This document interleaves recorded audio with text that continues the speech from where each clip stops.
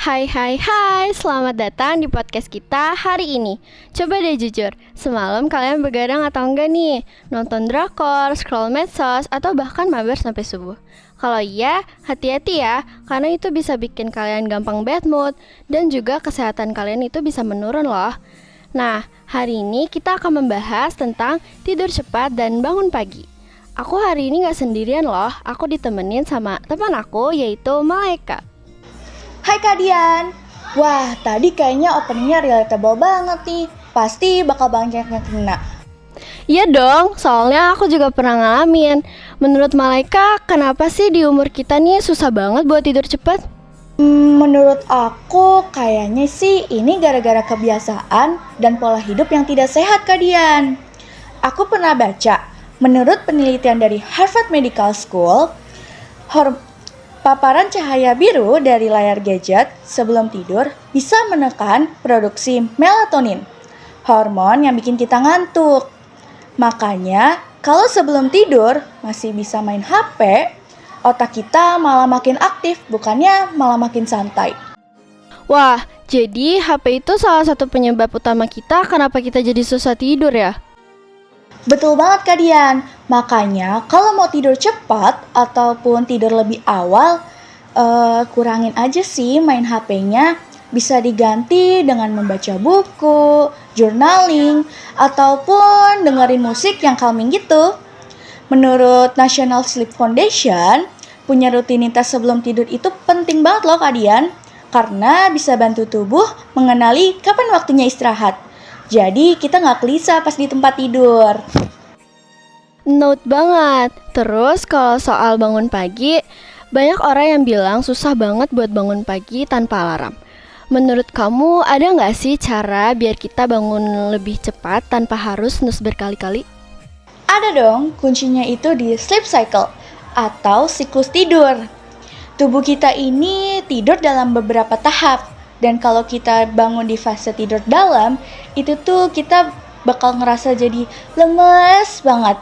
Ada penelitian dari Stanford Center for Sleep Science yang bilang kalau kita ini lebih segar bangun di fase tidur ringan. Idealnya itu selama 7,5 sampai 9 jam. Karena itu, kelipatan dari siklus tidur 90 menit. Kalau mau lebih akurat, bisa kok pakai aplikasi kayak Sleep Cycle yang bantu kita bangun di waktu yang tepat. Wah, menarik banget. Berarti bukan cuma lama tidurnya yang penting ya, tapi juga kapan kita bangun. Ngomong-ngomong soal tidur, sebenarnya berapa jam sih durasi tidur yang ideal buat remaja? Menurut WHO, remaja usia 14-17 tahun butuh sekitar 8-10 jam tidur per malam. Ini penting banget loh Kak Dian di usia remaja kayak kita ini.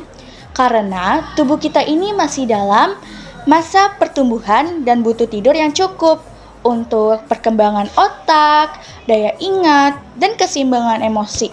Kalau kita ini kurang tidur, kita ini bakal sulit banget buat fokus, gampang emosi, dan bahkan menurunkan daya tahan tubuh.